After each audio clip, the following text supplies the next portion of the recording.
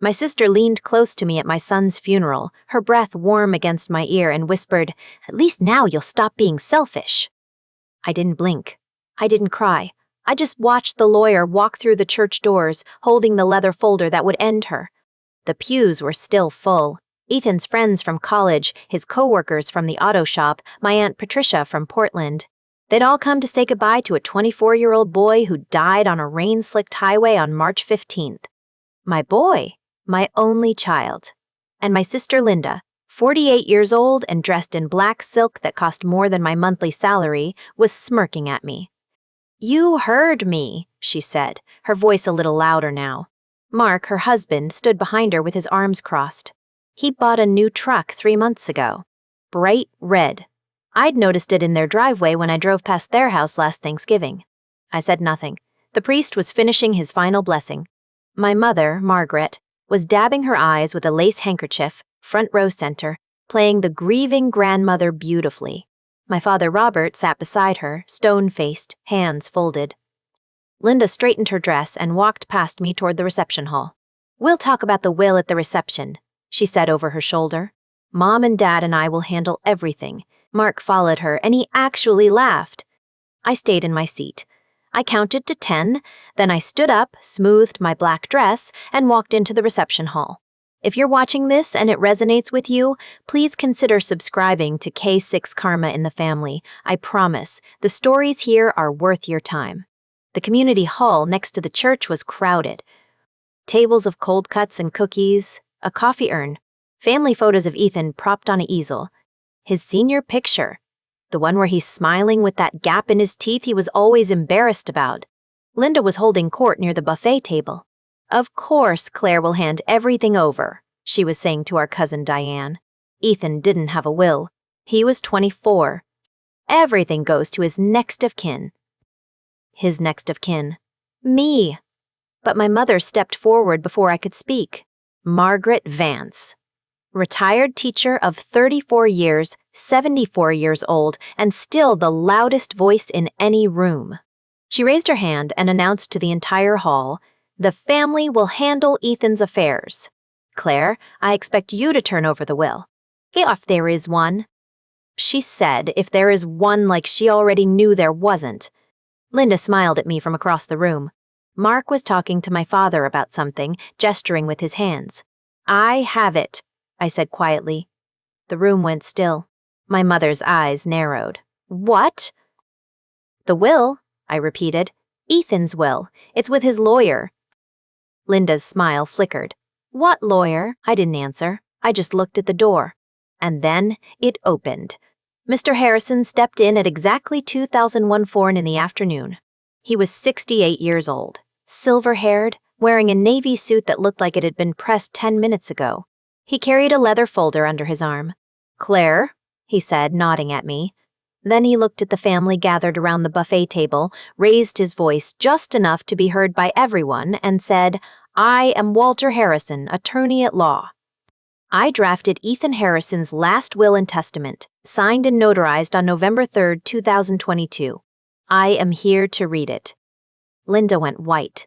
My mother stepped forward. "That's impossible. Ethan didn't have a will." "Would have known." Mr. Harrison didn't flinch. "You would not have known, Mrs. Vance. The matter was confidential." He opened the folder. The room was silent. Even the coffee urn had stopped dripping. "Ethan Harrison's will," Mr. Harrison read aloud, his voice clear and unhurried, "leaves his entire estate, including his life insurance policy in the amount of $250,000 and his personal savings account totaling $90,000, to the Ethan Clare Foundation, a charitable organization established for the purpose of providing scholarships to single mothers pursuing higher education." Linda laughed. A sharp, ugly sound. "That's a joke. He left it to strangers?" "Lake's not. The will includes an additional clause, Mr. Quat," Harrison continued, not looking up. I quote, "To my Aunt Linda Vance and her husband Mark Vance, who stole $47,000 from my bank account over the course of 2 years, I leave nothing but this public record of their theft. I have attached bank statements and written correspondence evidencing their actions. Let this document serve as my final statement on their character." Linda screamed. "That's a forgery. He never wrote that." She pointed at me, her fingers shaking. "She forged it. She wanted the money for herself." My mother turned to me. "Claire, what is she talking about?" I said nothing. Mr. Harrison reached into the folder and pulled out a second document. This is the original, notarized will dated November 3rd, 2022. Duly witnessed by myself and my paralegal, Cynthia Reeves. The notary stamp is from King County. I also have here a certified copy of the life insurance beneficiary designation filed with the insurance company on the same date. He laid the papers flat on the table. Linda was still screaming. She tricked him. She manipulated him.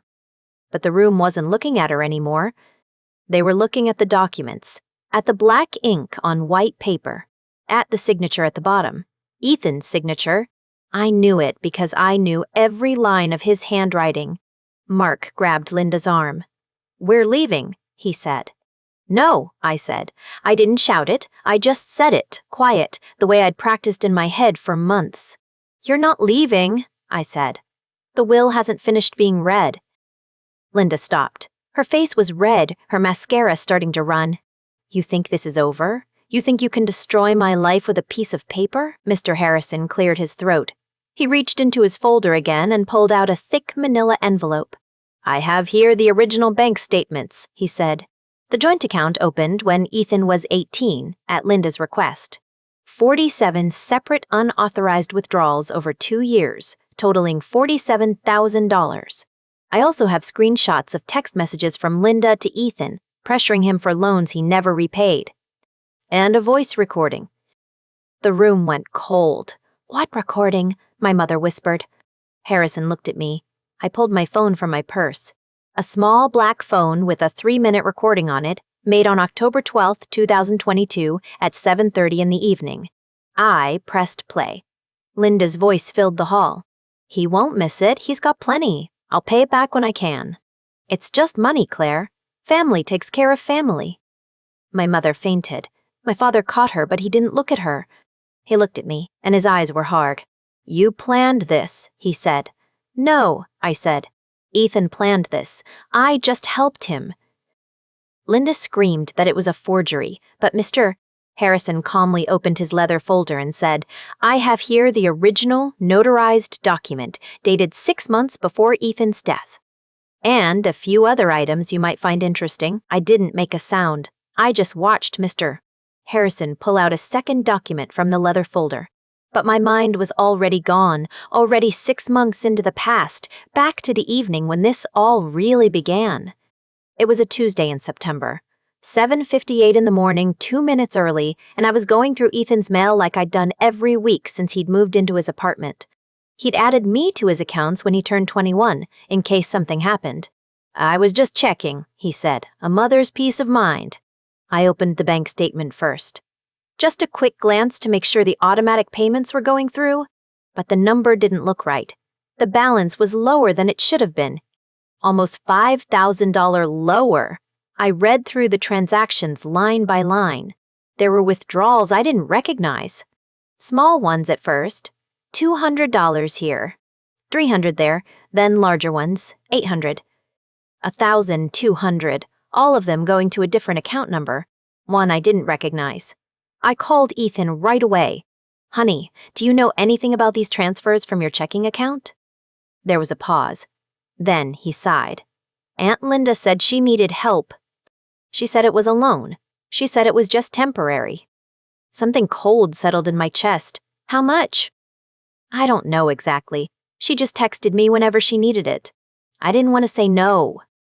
"Texted you? Show me." I drove to his apartment. He handed me his phone, and I scrolled through the messages. The first one was from 18 months earlier. "Hey, sweetie, I'm a little short this month. Can you spare 100? I'll pay you back next week." Then another. And another.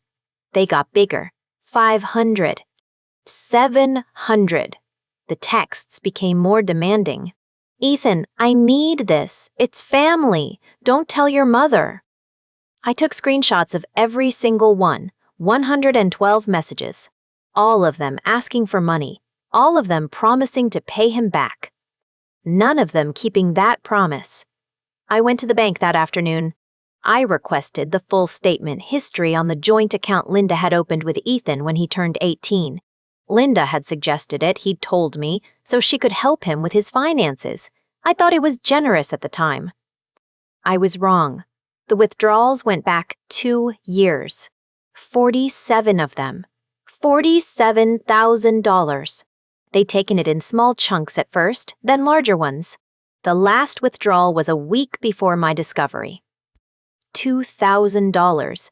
I hired a private investigator, a quiet woman named Deborah, who specialized in financial fraud. She traced the money. $23,000 had bought a new pickup truck in Mark's name. $9,000 had gone to casino checks in Las Vegas. The rest was untraceable cash withdrawals. I called Linda on October 12th. I told her I was going through old files and had found some paperwork I didn't understand. I asked if she could explain it. She was in her car, on the way to a showing. I hit record on my phone. "Oh, that," she said, her voice light and dismissive. "That's nothing. Just a few loans I gave Ethan. He needed help with some things." "He needed help? Or you needed help?" A pause, then a laugh. "Look, Claire, he's got plenty. That life insurance from Dad's side, the savings he's been building. He won't miss it. I'll pay it back when I can. It's just money. Family takes care of family." I let her talk for 14 more minutes. She kept digging herself deeper. She admitted she'd told Ethan not to mention it. She admitted Mark had used some of it for investment purposes. She admitted she had no intention of paying it back until things settled down. I sat in my car after the call ended and played the recording back 3 times. Then I drove straight to Mr. Harrison's office. He listened without interrupting. He asked to see the bank statements, the text screenshots, the recording. He leaned back in his chair and said, "Claire, we have 2 options. We can file charges now, or we can let it play out." "What do you mean?" "Ethan has a choice. A voice. If he wants to confront them directly, that's his right. But if he wants to leave a final statement..." He opened a drawer and pulled out a blank will form. "Then we draft this." I brought Ethan to the meeting 2 days later. Mr. Harrison explained the options clearly. We could file a police report. We could sue. Or we could do something quieter, something that would speak louder than any courtroom. "What do you want to do?" I asked Ethan. He was quiet for a long moment. Then he said, "I don't want to give them a chance to explain. I don't want them to apologize. I want everyone to know what they did. After I'm gone." My breath caught. "What are you saying?" "I want it in my will. I want them to get nothing. And I want everyone to know why." Mr. Harrison nodded slowly. "That can be arranged. We worked on the will for 3 weeks. Ethan chose the charity himself. The Ethan Clare Foundation, he named it. Scholarships for single mothers, because I was one once. He wrote the clause himself, with Mr. Harrison's help. A simple, brutal statement of fact. To my Aunt Linda and Uncle Mark, who stole from me, I leave nothing but this public record of their theft. He signed it on November 3rd. Mr. Harrison notarized it. Cynthia Reeves, the paralegal, witnessed it. After the meeting, Ethan hugged me in the parking lot. He was taller than me now. 24 years old, with his whole life ahead of him. "Mom," he said, "I'm proud of you." 3 weeks later, he was gone. A car accident on a rainy highway. A driver who ran a red light. A phone call from the hospital at 2 in the morning. I didn't break the will's seal. I didn't tell anyone what was inside. I just waited. Because the best time to reveal the truth is when the liar is most certain they've won. The reception hall was a blur of black dresses and murmured condolences. I stood near the punch bowl holding a cup I hadn't drunk from. The ice had melted. My hand was cold. My mother, Margaret, stood at the center of the room like she owned it. She always did. 74 years old, a retired teacher of 34 years, and she still treated every room like her classroom. She clapped her hands twice. "Everyone, if I could have your attention." The murmurs died down. 50 faces turned toward her. Aunts, uncles, cousins, Ethan's friends from college. His boss from the auto shop. The girl he'd been dating, Sarah, standing by the window with red eyes. My mother smoothed her black dress and smiled. No! It was not a sad smile. It was a business smile. First, I want to thank you all for coming to honor Ethan. He was a wonderful young man, taken too soon. She paused. No one spoke. Now, as the matriarch of this family, I think it's best if we handle Ethan's affairs privately. Claire is obviously distraught. So Robert and I will take over the legal matters. The will, the life insurance, the bank accounts. It's what Ethan would have wanted. Behind her, Linda nodded. Mark stood next to Linda, arms crossed, smirking. He wore a suit that looked new. Too new. The price tag was still attached to the sleeve, peeking out. A navy blue jacket with a white tag. I saw it clearly. I said nothing. My father, Robert, stood near the wall. He wasn't looking at anyone. He never did. He just sipped his coffee and stared at the floor. Linda stepped forward. Mom's right. Claire, you've been through so much. Let us handle the paperwork. We'll make sure everything is taken care of. You could just rest. Her voice was sweet, syrupy, the same voice she used when she wanted something. I had heard that voice for 48 years. It had never meant anything good. I took a sip of water. The ice clinked against the plastic cup. Linda's smile flickered. Claire, did you hear me? I heard you, I said. Good. She looked around the room, playing hostess. So if everyone can just give us a few minutes, we'll get this sorted. There's no need for a long legal process. Family handles family, Mark chuckled. That's right. No need for lawyers and all that nonsense. We're all adults here. My mother walked toward me. She stopped 2 feet away, close enough that I could smell her perfume. Chanel No. 5. She'd worn it my whole life. Claire, she said, her voice low now, private. Where is the will? I know Ethan had one. He was responsible. He was like his mother that way. Just give it to me, and I'll take care of everything. I looked at her face, the lines around her mouth, the slight tremor in her jaw. She wasn't asking. She was demanding. I have it, I said. Good. Then give it to me. Linda and Mark exchanged a glance. Smug. Confident. They thought they had won. They thought I would fold like I always did. Like the dutiful daughter, the quiet one. The one who never made a scene. I took another sip of water. My mother's face reddened. A flush crept up her neck. Claire, get me the will. Now. The room was silent. Everyone was watching. Ethan's friends. The cousins. My father, still staring at the floor. I set the cup down on the table. I looked at my mother. I looked at Linda. I looked at Mark, with his new suit and his smirk. No, I said. Linda's eyes went wide. Excuse me? Yeah, no. My mother's hand twitched. Claire Ann Harrison, do not make a scene at your son's funeral.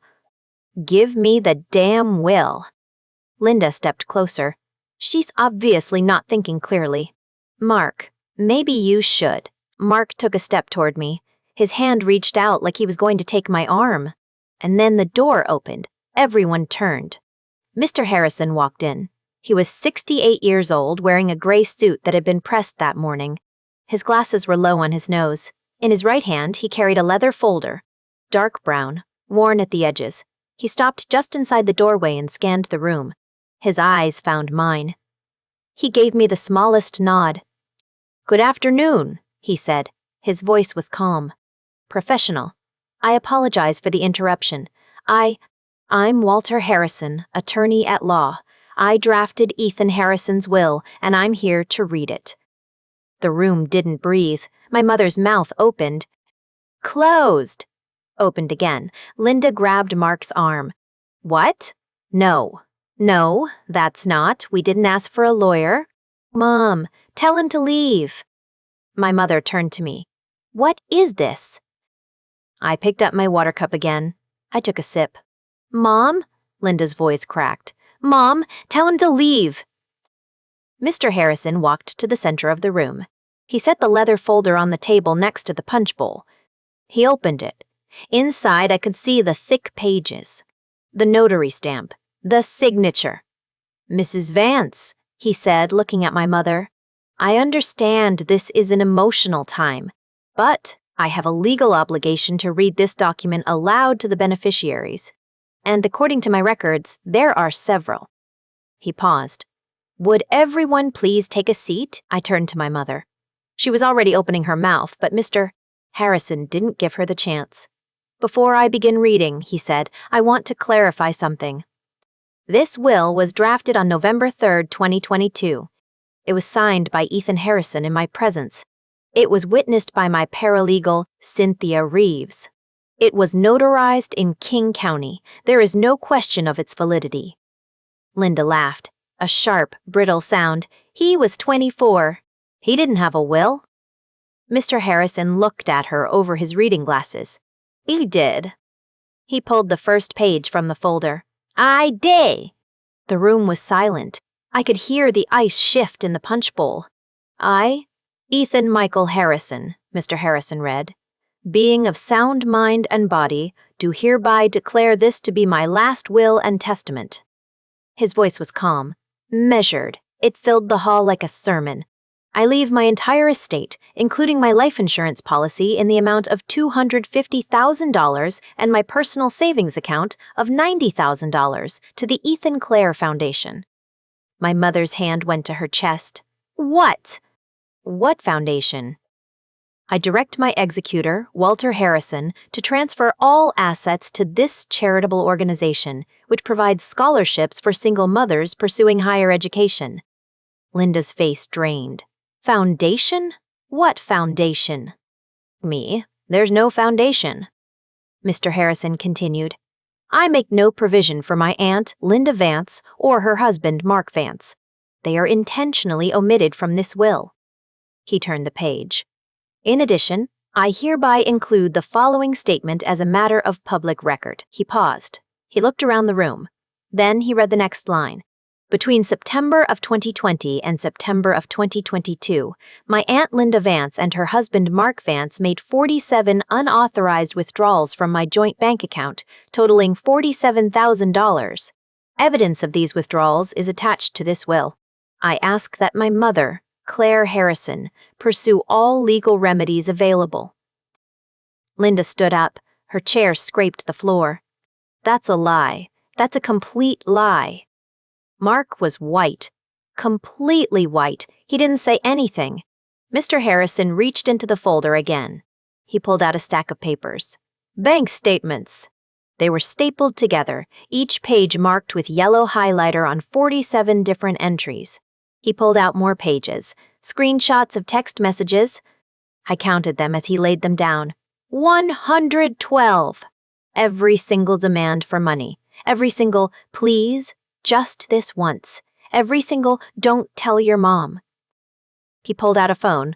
No, my phone. He had my phone. He held it up. I have been asked by Mrs. Harrison to serve as custodian of this evidence. On October 12, 2022, at 7:30 p.m., Mrs. Harrison recorded a telephone conversation with her sister, Linda Vance. In that conversation, Mrs. Vance admits to taking the money. Linda's mouth opened. Closed! Opened again! You recorded me? I didn't answer. Mr. Harrison pressed play. Linda's voice filled the room. Look, I needed the money. Mark had some debts. And Ethan wasn't using it. He's 24. He's got plenty of time. My mother's face turned gray. Linda? My father stopped leaning against the wall. He stood up straight. Linda's recorded voice kept going. I didn't steal it. It's borrowing. He won't even miss it. He's got plenty. Mr. Harrison let the recording play for another 10 seconds. Then he stopped it. Linda was shaking. That's out of context. That's not what I meant. Mark stood up. He was already moving toward the door. I didn't move. I didn't need to. 2 of Ethan's college friends stepped in front of the exit. Big guys. Guys I'd met at Ethan's apartment. Guys who called him Ethan, not Mike or Harry. Real friends. Mark stopped. Let me out, he said. They didn't move. Linda was screaming now. She set this up. She set this whole thing up. She's been planning this for months. Mr. Harrison closed the folder. He put it under his arm. Mrs. Vance, I would recommend you sit down. The police have been informed of the evidence in this file. They are expecting a call from me. Linda turned to my mother. Mom, tell her to stop. Tell her this is crazy. My mother looked at me. Her face was red, redder than I had ever seen it. Claire, she said, what have you done? I kept my hands on the cup. The water was still. I was still. I did what my son asked me to do, I said. My mother's eyes rolled back. She crumpled sideways. My father caught her before she hit the floor. Linda grabbed Mark's arm. We're leaving. We don't have to listen to this. She tried to push past me. I didn't block her. I just spoke quietly, close to her ear, like she had spoken to me. The police have been notified, I said. They're waiting outside. I let the words hang in the air. The police have been notified. They're waiting outside. Linda's face went white. Not pale. White. The color of paper. The color of someone who just realized the ground beneath them was never solid. You're lying, she said, but her voice cracked on the second word. Mark grabbed her arm. We're leaving, now. They took 3 steps toward the door. 2 steps. Then the door opened. Officer Daniels stepped in first. I knew him from the library. He'd come in every Tuesday for the mystery section. He nodded at me. Just once.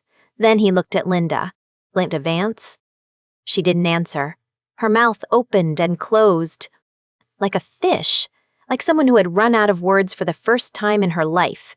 Linda Vance, Officer Daniels said again. You and Mark Vance are under arrest for felony theft in the 1st degree. Mark let go of Linda's arm. He put his hands up. Now hold on. Just hold on. There's been a mistake. There's been a lot of mistakes, Officer Daniels said. Turn around, please. Linda started shaking her head. Slow at first. Asked her. No, no, no, no. Mom, tell them. Tell them this is ridiculous. My mother was sitting in a chair. Someone had given her water. She looked at me. Her eyes were wet and wild. Claire, stop this. Stop this right now. I didn't say anything. Claire! Her voice rose. Broke. She's your sister. Your sister.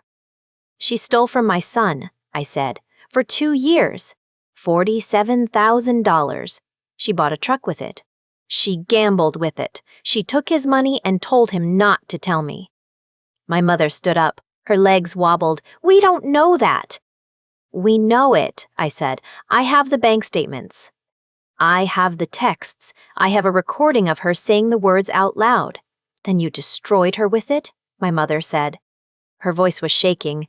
You planned this. You waited for the funeral. You humiliated her in front of everyone. I told the truth at my son's funeral, I said. That's what I did. My father stepped forward. He hadn't spoken all day. He hadn't said a word at the service, not during the eulogy, not during the prayers. He stood by the wall and sipped his coffee and stared at the floor. Now he looked at me. His face was gray and old. You're a monster, he said. 2 words, that's all he gave me. I felt something inside me close. A door! A window. I didn't cry. I didn't shout. I just nodded. Okay, I said. Officer cuffs clicked. Metal sounds. Linda started crying. Loud, ugly crying. Oh, the kind that fills a room. Mark was quiet. His face was red. His hands were behind his back. Ethan's college friends stood by the door. The 2 big guys. They watched the whole thing. When the officers walked Linda and Mark past them, one of them spoke. Goodbye, Linda. That was all. Just goodbye. But the way he said it, flat, final, like he was closing a door that would never open again. Linda looked at me as they passed. Her mascara was running. Black streaks down her cheeks. I'm sorry, she said. Claire, I'm sorry. I didn't answer. She kept talking. It was just money. It was Ethan's money, I said. And he wanted the world to know what you did with it. They took her out. The door swung shut. The room was quiet. Goldfish quiet. Everyone looking at me. Everyone waiting for me to break. I didn't. My mother walked toward me, slow steps. Unsteady. She stopped a foot away. Her hand came up. I saw it coming. I didn't move. She spat in my face. Warm. Wet. She missed my eye by an inch. "You're dead to us," she said. "Dead." I reached into my pocket, pulled out a tissue. Wiped my cheek. Slow, deliberate. "I know," I said. She turned away. My father put his arm around her. They walked toward the door together, old people steps. I watched them go. Mr. Harrison appeared beside me. He didn't say anything at first. He just stood there, shoulder to shoulder. "Are you all right?" he asked. I folded the tissue. "Put it back in my pocket." "I will be," I said. Ethan's girlfriend Sarah walked over. Her eyes were red, but she wasn't crying now. She hugged me. Tight, quick. "He would have loved that," she whispered. I nodded. I walked to the window, watched the police cars pull away, red and blue lights flashing, fading, gone. My phone buzzed. A text from the library circulation desk, asking when I'd be back. "Tomorrow," I typed. "I'll be there tomorrow." I looked at the empty parking lot. The gray Pacific Northwest sky, the last of the rain dripping off the eaves. I had done what he asked. Every single thing. And I would never speak to my mother again. The court date was set for a Tuesday in June. I sat in the back row of the courtroom, third seat from the aisle. Mr. Harrison was in the front, next to the prosecutor. Linda and Mark stood at the defense table, both in matching gray suits. Mark's suit fit better than the one at the funeral. No price tags this time. Linda's lawyer argued for leniency. First defense. Family circumstances. She had 2 children to care for. The prosecutor stood up and read the facts flat on paper. 47 unauthorized withdrawals. $23,000 for a truck. $9,000 in casino chips. The rest in cash, untraceable, gone. The judge looked at Linda over her reading glasses. 6 minutes of silence. Then she pronounced the sentence. 3 years probation. 500 hours of community service. Full restitution of $47,000 to be paid to the Ethan Clare Foundation within 18 months. If she violated any term, she would serve 2 years in state prison. Linda's face went white. Mark's went red. I watched them leave the courtroom. Linda walked past me without looking up.